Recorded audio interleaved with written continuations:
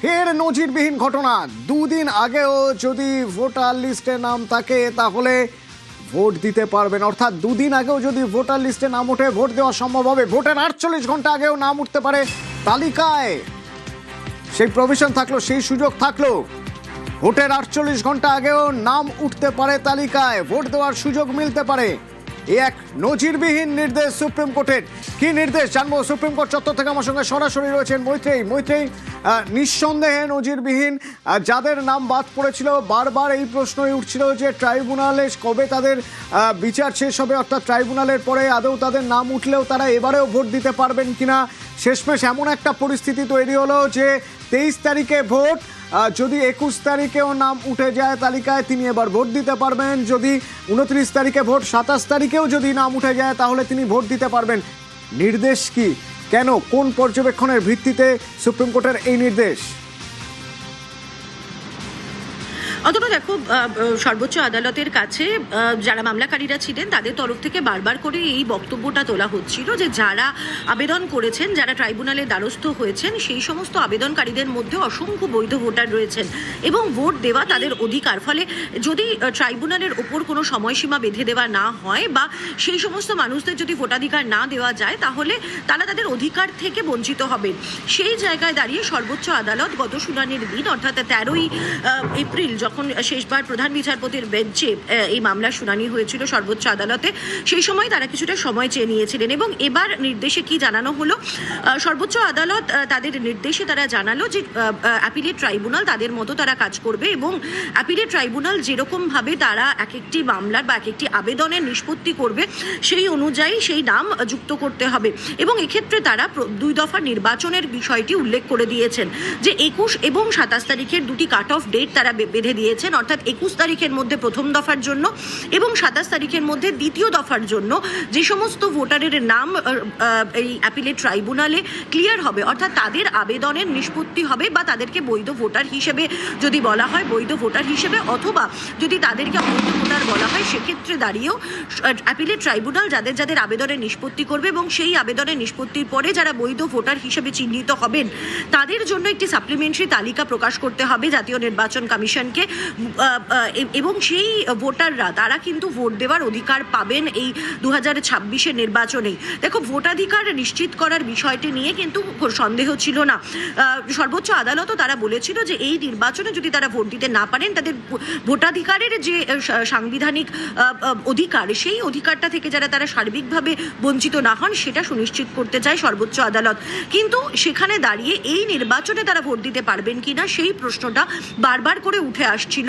সেই সমস্ত বৈধ ভোটারদের অধিকারটা কি হবে, সেই জায়গায় দাঁড়িয়ে নিজেদের বিশেষ ক্ষমতা আর্টিকেল 142-এ যে সংবিধানের যে আর্টিকেল 142-তে যে বিশেষ ক্ষমতা দেওয়া রয়েছে সর্বোচ্চ আদালতের উপর, সেই ক্ষমতার প্রয়োগ করেছে সুপ্রিম কোর্ট এবং তারা জানিয়ে দিয়েছে যে ভোটের 2 দিন আগে পর্যন্তও যদি বৈধ বা অবৈধ ভোটার হিসেবে তাদেরকে চিহ্নিত করা হয়, যেহেতু ক্লেমস এবং অবজেকশনস দুটোই জমা পড়েছে অ্যাপিলেট ট্রাইব্যুনালের কাছে এবং তারা দুটি বিষয় নিয়ে বিচার করবেন, অর্থাৎ কোনো ব্যক্তি যিনি বর্তমানে ভোটার তালিকায় রয়েছেন তার বিরুদ্ধে কোনো অবজেকশন জমা পড়েছে, সেক্ষেত্রে দাঁড়িয়েও তার নামকে তাকে যদি ট্রাইব্যুনাল মনে করে তিনি অবৈধ তাহলে তার নামও কিন্তু বাদ যেতে পারে। কিন্তু মূলত যেটার উপর গুরুত্ব দেওয়া হচ্ছে যে সেই সমস্ত ভোটার যারা নিজেদেরকে বৈধ বলে মনে করেন, যাদের ভোট দেওয়ার অধিকার রয়েছে, সেই সমস্ত ভোটারদের যদি বৈধতা তারা পান ভোট দেওয়ার, তাহলে তাদেরও কিন্তু নাম যুক্ত হওয়ার ক্ষমতা সুযোগ থাকছে।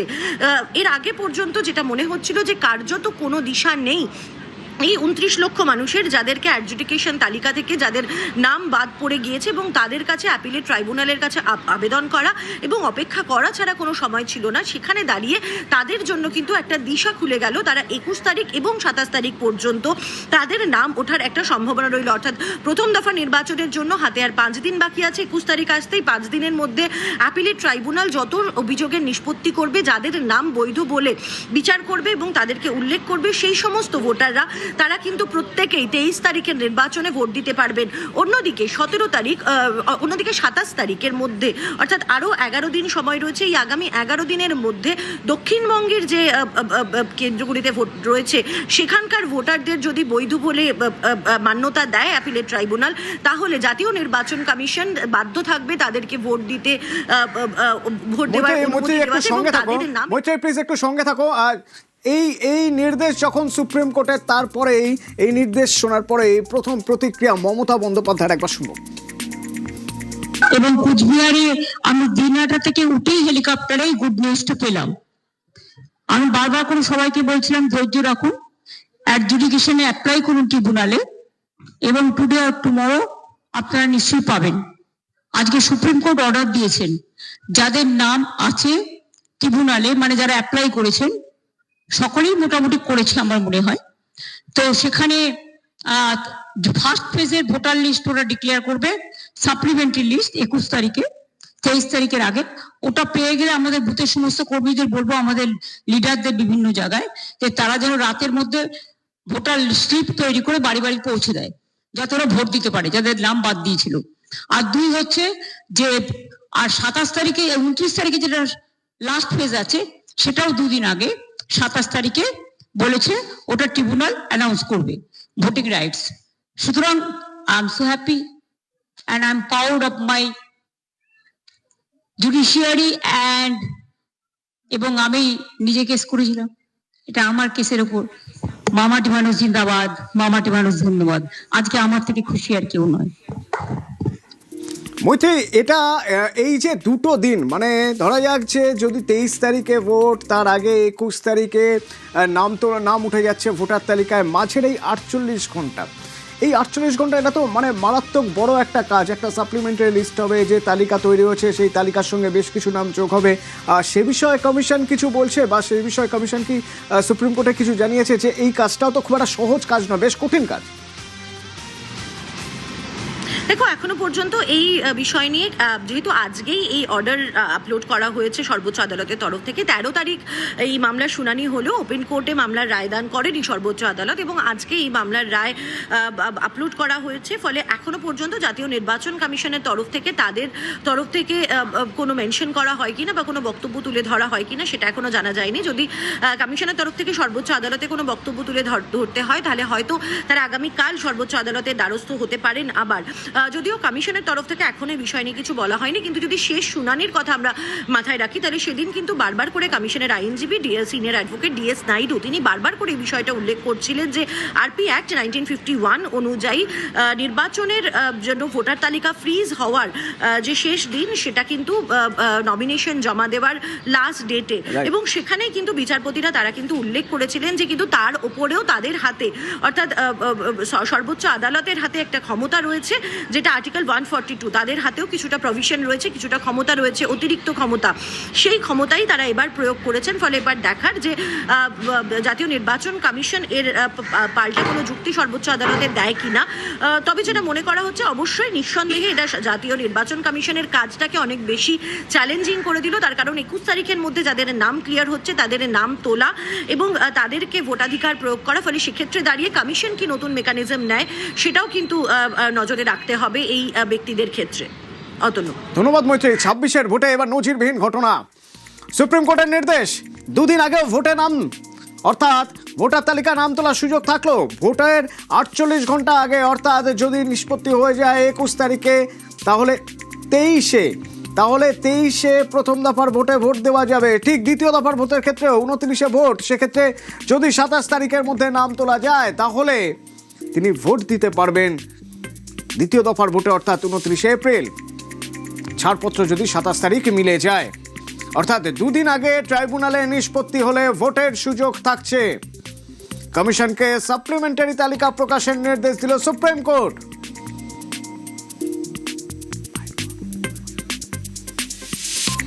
গণতন্ত্রের জয় বলে আমি মনে করি, এবং মমতা বন্দ্যোপাধ্যায়ের যে নিরন্তর লড়াই, যাদের নাম বাদ গিয়েছিল তাদের কোনো গাফিলতি ছিল না, তা সত্ত্বেও গায়ের জোরে নির্বাচন কমিশনের দ্বারা তারা ভোটাধিকার প্রয়োগ করতে পারবে, এটা আমাদের কাছে অনেক বড় খবর। যেটা পরিষ্কার যে 21 তারিখ পর্যন্ত যত অ্যাপিল ডিসাইড হবে, যদি ইনক্লুশন হয় সেগুলো অ্যাড হবে, এবং ওপাশে হচ্ছে 27 তারিখ সেকেন্ড ফেজে যতগুলো অ্যাপিল অ্যালাউ করবে যাদের নাম, তাদের নাম ইনক্লুড হবে। অতএব আমরা যা চেয়েছিলাম তাই সেটা হলো। নিঃসন্দেহে পশ্চিমবঙ্গের ক্ষেত্রে যেভাবে লজিক্যাল ডিসক্রিপেন্সির নাম করে যেভাবে ভোটারের নাম কাটা হয়েছে, তো বেনজির।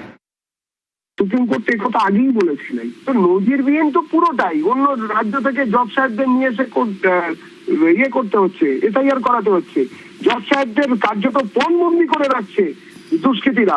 এসবের জন্য তৃণমূল দায়ী। মহামান্য সুপ্রিম কোর্ট যেটা করেছেন সেটা স্বাভাবিক, 142 দ্বারা বহু জায়গায় অ্যাপ্লাই করেছেন এবং সেটাই হয়ে থাকে। কিন্তু আমাদের বাহাদুরি নেওয়ার মতন কি হলো কে জানে? ওনারা চেয়েছিলেন নাকি? ওনারা মৃত ভোটার বাংলাদেশে অনুপ্রবেশকারী মুসলমানদের রাখতে চেয়েছিলেন, সুপ্রিম কোর্ট নিশ্চয়ই সেটাকে অ্যালাউ করেননি। মৈত্রী, একটা বিষয় বোঝার চেষ্টা করব, এই সুপ্রিম কোর্টেই যখন শুনানি চলছিল সেই শুনানিতে এরকম পর্যবেক্ষণ ছিল যে এবার ভোট দিতে না পারা মানে ভোটাধিকার চলে যাওয়া নয়, ভোটাধিকার থাকছে, এবার যদি নাও ভোট দিতে পারেন। আবার সেই সুপ্রিম কোর্ট থেকেই এই নির্দেশ চলে এলো যে এবারে যদি দুদিন আগেও, ভোটের দুদিন আগেও নিষ্পত্তি হয়ে যায় ট্রাইব্যুনালে, তাহলে একজন তার ভোটাধিকার প্রয়োগ করতে পারবেন। এই জার্নিটুকু খুব সংক্ষেপে একটু আমি জানতে চাইব। অথবা দেখো, যদি সর্বোচ্চ আদালতের বক্তব্য আসে, নিঃসন্দেহে তুমি যে দুটো বিষয় বললে, যে দুটো বিষয় কিন্তু প্রাথমিকভাবে সর্বোচ্চ আদালতের তরফ থেকে এটা উল্লেখ করা হয়েছিল যে তারা ভোটাধিকার রাখার বা একজন ব্যক্তির ভোট দেওয়ার যে অধিকার, সেই বৃহত্তর অধিকারের উপর তারা বেশি গুরুত্ব দিচ্ছিলেন এবং সেই কারণে তারা ট্রাইব্যুনাল গঠন করেছিলেন, অ্যাপিলেট ট্রাইব্যুনাল। এবং যেহেতু বারবার করে তাদের বক্তব্য এটা উঠে এসেছিল, যেহেতু দুটি সাংবিধানিক প্রতিষ্ঠান অর্থাৎ রাজ্য সরকার এবং জাতীয় নির্বাচন কমিশন, তাদের মধ্যে যেহেতু একটা বড়সড় ট্রাস্ট ডেফিসিট তৈরি হয়েছে, সেই জায়গায় দাঁড়িয়ে ভোটারদের অধিকার রক্ষার জন্য তারা এই অ্যাপিলেট ট্রাইব্যুনাল এবং জুডিশিয়াল অফিসার তারা নিয়োগ করেছেন এবং তাদের লক্ষ্য ছিল যে বৃহত্তর অধিকারটাকে রক্ষা করা। কিন্তু এটাও আমাদের মাথায় রাখতে হবে যে শুনানির প্রথম দিন থেকেই, বাংলায় এসআইআর মামলার শুনানির প্রথম দিন থেকেই কিন্তু প্রধান বিচারপতি সূর্যকান্তই হন বা বিচারপতি জয়মাল্য বাগচি, তারা কিন্তু বারবার করে এই বিষয়টিকে জোর দিয়ে এসেছেন যে একজন ভোটারের অধিকার, অর্থাৎ একজন বৈধ ভোটারের অধিকার যাতে কোনোভাবে খর্ব না হয়, সেই বিষয়টাকে তারা এনশিওর করবেন। এবং কোথাও একটা গিয়ে সম্ভবত শেষ শুনানির পরেই সর্বোচ্চ আদালত এটা রিয়েলাইজ করেছে যে একের পর এক যেভাবে আবেদন তাদের কাছে আসছিল এবং যাদের কাছে পাসপোর্ট ছিল, আধার কার্ড ছিল এবং তাদের আবেদন সর্বোচ্চ আদালতের কাছে এসে পৌঁছাচ্ছিল, তার কারণ ট্রাইব্যুনাল তখনও ফাংশনিং হতে শুরু করেনি। এবং যে সংখ্যায়, যে ব্যাপ্তিতে আবেদন জমা পড়েছিল, যদি বিহার এসআইআর এর কথা মাথায় থাকে তাহলে বিহার এসআইআর এও কিন্তু নাম বাদ গিয়েছিল, কিন্তু নাম বাদ যাওয়ার পর কিন্তু হাতে গোনা আপিল জমা পড়েছিল। কিন্তু এক্ষেত্রে দাঁড়িয়ে বাংলার এসআইআর এ দেখা গেল যখন 29 লাখ নাম বাদ গেল, সেখানে আপিল জমা পড়লো কিন্তু 34 লাখেরও বেশি, এবং সেটাও কিন্তু 11 এপ্রিলের হিসেব অনুযায়ী। ফলে আজ পর্যন্ত হয়তো সেই সংখ্যাটা আরো অনেক বেশি হয়েছে। ফলে কোথাও একটা যে সর্বোচ্চ আদালত এটা রিয়েলাইজ করেছে যে এত যে আবেদন যারা জমা দিচ্ছেন তাদের মধ্যে নিঃসন্দেহে প্রচুর বৈধ ভোটার রয়েছেন যাদের নাম বাদ যাচ্ছে। এবং এখানে আরো একটা ফ্যাক্টর হয়তো যাতে এবারে ভোটের সুযোগ পান, এবার অন্তত ভোট দেওয়ার সুযোগ পান, সেজন্যই আজকের এই সুপ্রিম নির্দেশ। ধন্যবাদ মৈত্রী। কলকাতা দক্ষিণের ডিও অফিসিয়াল পেজে, সোশ্যাল মিডিয়ায় তিনি একটি হিন্দি ছবির গানের ভিডিও পোস্ট করে সেখানে সেই অফিসিয়াল সাইটে লেখা হয়েছিল যে এবারের ভোট অবাধ, সুষ্ঠু, শান্তিপূর্ণ হবে, যদি তাতে কারো সমস্যা হয় তার জন্য বার্নাল বোরোলিনের দাওয়াই দেওয়া হলো। এবার সেই পোস্ট উইথড্র করে নেওয়া হলো, সেই পোস্ট তুলে নেওয়া হলো। কিন্তু পোস্ট তুলে নেওয়ার পরেও প্রশ্ন থেকে যাচ্ছে।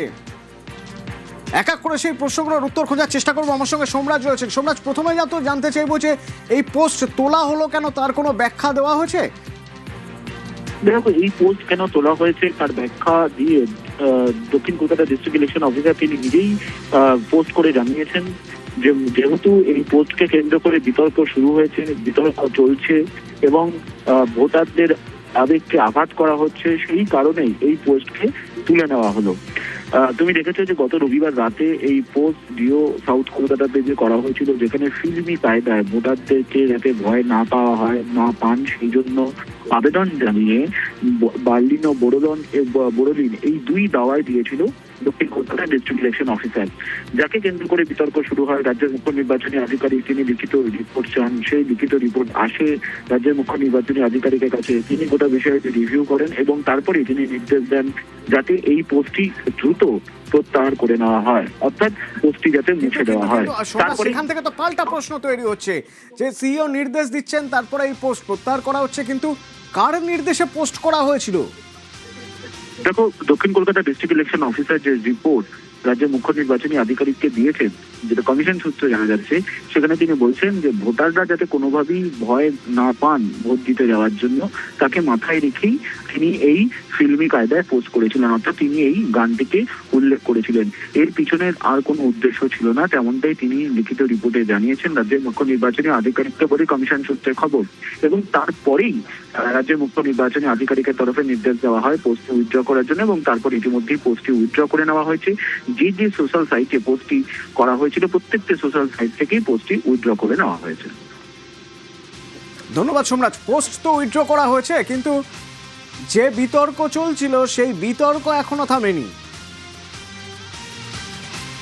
বাড়ির মালিক যা করবে বাড়ির দারোয়ান সেটাই ফলো করবে। এরেক ওব্রায়েনরা যেদিনকে দেখা করতে গিয়েছিলেন, যে অসভ্যতম করেছিল, শুধু তৃণমূলকে থ্রেড দিয়ে টুইট করা হয়েছিল। তখন কলকাতা সাউথের ডিও সেই বা পিছিয়ে থাকবে কেন? তো লড়াই চলছে, দাবাং হওয়ার লড়াই। শব্দবন্ধ যদি কোনো পলিটিক্যাল পার্টি ব্যবহার করতো, তার বিরুদ্ধে ওনারা এফআইআর করতেন। তাহলে কেন এই পার্টিকুলার ব্যক্তি শুধু টুইটটা সরিয়ে দিয়ে ক্ষান্ত হবেন? টুইট সরিয়েছেন মানে নিজেরাই স্বীকার করছেন নিজেরা অন্যায় করেছেন, তাহলে সেই ব্যক্তির বিরুদ্ধে কেন ডিসিপ্লিনারি অ্যাকশন নেওয়া হবে না? নির্বাচন কমিশন কি করবেন না করবেন সেটা নির্বাচন কমিশন বুঝছেন। কারোর যদি কোনো আপত্তি থাকে তারা সেটা ব্যবস্থা করবে, কিন্তু আমাদের যদি এইরকম পরিস্থিতি দাঁড়ায়, আসন্ন যে নির্বাচন, প্রাক নির্বাচনী, নির্বাচন চলাকালীন এবং নির্বাচন পরবর্তী কোনো রকম হিংসা যেন না হয়, এটা যেমন নির্বাচন কমিশনকে নিশ্চিত করতে হবে, সেরকম আমাদের যারা আমরা রাজনৈতিক দল তাদেরকেও নিশ্চিত করতে হবে। সুতরাং এই নিয়ে আমি বিতর্কের মধ্যে আমি যেতে চাই না। নির্বাচন কমিশন যদি কোনো ভুল করে থাকেন তার উত্তর ওনারাই দেবেন, বিজেপি দেবেন। বীরভূমের নানুর তৃণমূল প্রার্থীর প্রচার, সেই প্রচারে দেখুন পোস্টার পতাকা ছেঁড়া নিয়ে অশান্তি সিংগ্রাম নানুরে, তৃণমূল বিজেপি হাতাহাতি, এরপর বিজেপি কর্মীদের মারধরের অভিযোগ। তখন সেখানে বিজেপি প্রার্থী পৌঁছন, তাতে উত্তেজনা আরো বেড়ে যায়।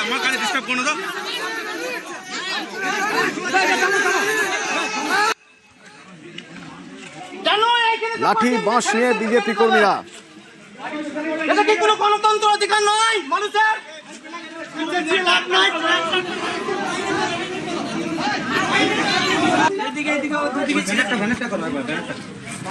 এরপর বিজেপি প্রার্থী ঘটনাস্থলে যান, বিজেপি প্রার্থীর সঙ্গে পুলিশের তর্কাতর্কি শুরু হয়ে যায়। তারপর সেখানে কেন্দ্রীয় বাহিনী পৌঁছে।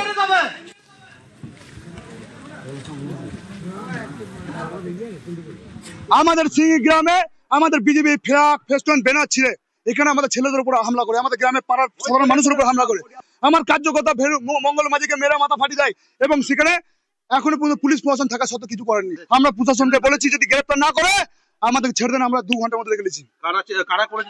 বিধান মাঝি, সঞ্জীব মুখার্জি, মঞ্চল সভাপতি দাঁড়িয়ে থেকে এটা করেছে, খেলন শেখ, বাবুলাল শেখ, ভিলেজ পুলিশ দাঁড়িয়ে থেকে সব কাণ্ড শুরু করেছে। আমার চোখে সেরকম কিছু পড়েনি, ওরা হয়তো ভয় পেয়ে মিথ্যা অভিযোগ করছে। যদি কেউ ছিঁড়ে থাকে বা ফেলে থাকে জানবেন যে বিজেপির লোক, তারা আমাদের দলে ভিড়েছিল, ঝামেলা লাগানোর জন্য এটা করছে। তখন বিজেপির পায়ের তোলা মাটি নেই, হাতে গোনা 5-6টা লোক, 2,500-3,000 মিছিল, মানুষের মিছিলে কি দরকার আছে ওদের পতাকা ছেড়া? ওরা নিজেরা আমাদের মধ্যে কোনো ছেলেকে হয়তো ঢুকিয়ে দিয়েছে, তারাই ছিঁড়েছে সে মুসলমান।